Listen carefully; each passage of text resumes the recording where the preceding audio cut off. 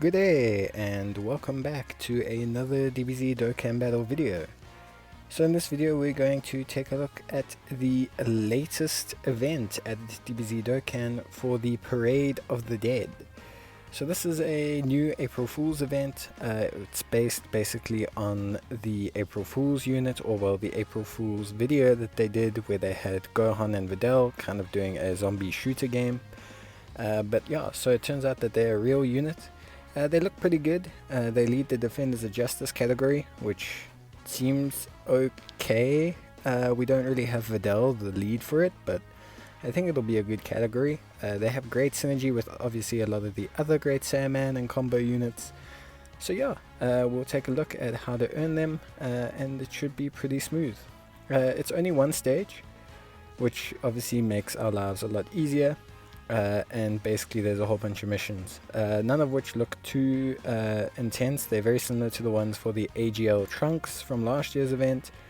Essentially you need to unlock the 4 paths of the unit. You need to complete the stage 10 times, you need to raise his SA to 10, and you need to 100% him.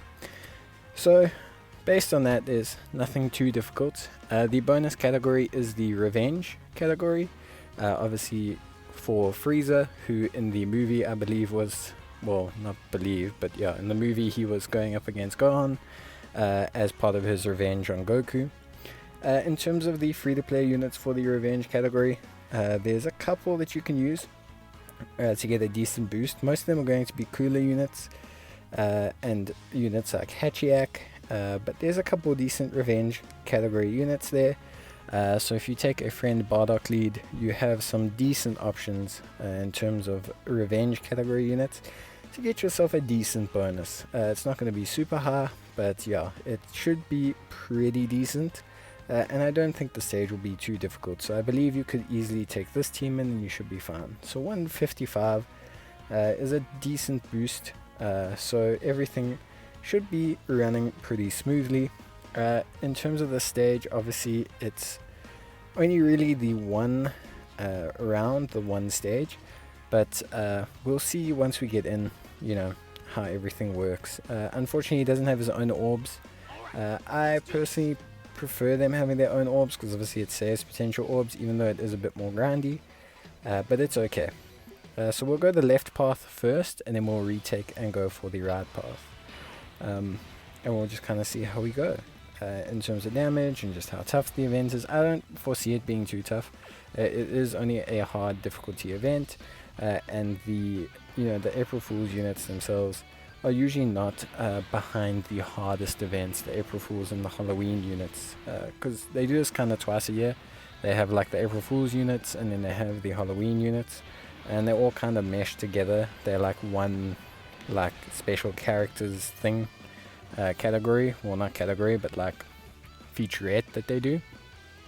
So we just got a bit of talking between Frieza and Gohan. Obviously they're throwing down, and just basically Frieza pushes Gohan, who always states that he should be training, and then turns Super Saiyan and kills Frieza in like one blow in the movie. So yeah, but beyond that, the stage doesn't appear to be too difficult so far. Everything appears to be going pretty smoothly. And I think we're not going to have too many difficulties overall in completing the stage. The animations look pretty neat from that there. I haven't seen them on Twitter yet, so I'll probably only see them when I use the card later on.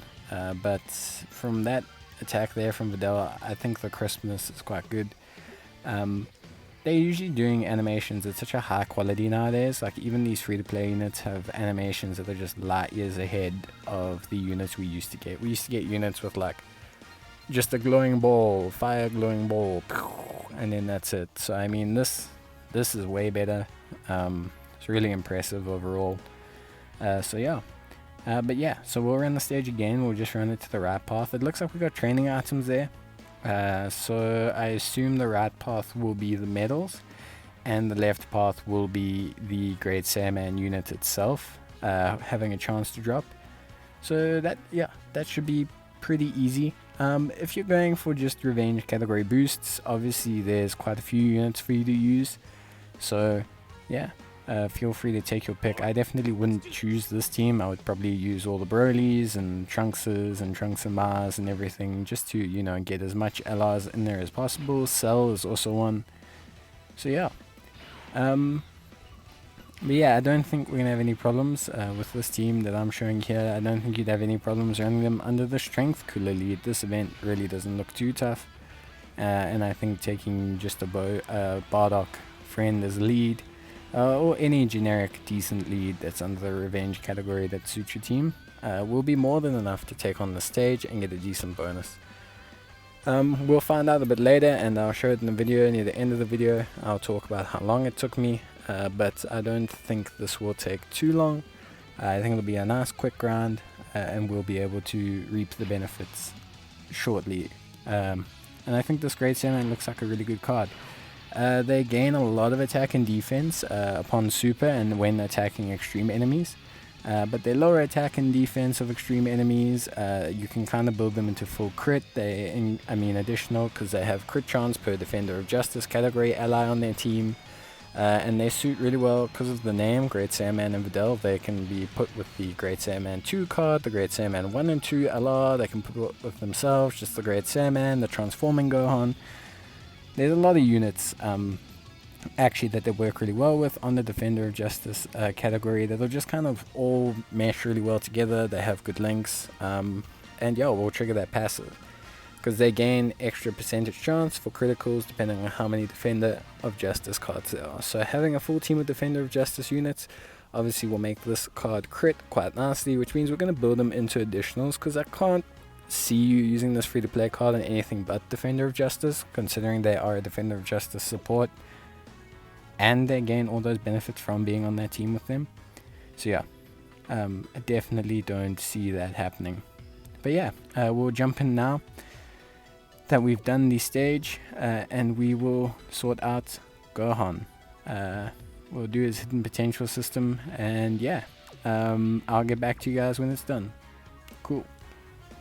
But we'll just take one more look at his missions and everything, just obviously so we can see how many copies of Gohan we get from the missions, because also we don't want to over farm Gohan. So you get given one copy, then you receive one copy for finishing the stage once. And then you receive a couple copies from raising his SA and unlocking his pals and doing all of these missions here. So you're going to maybe need to farm him, we're looking at 7 times in total, and then you should be fine. And now we've skipped ahead into the future, and Gohan is done. Wow, it took a really long time. No, it took about 170 stamina.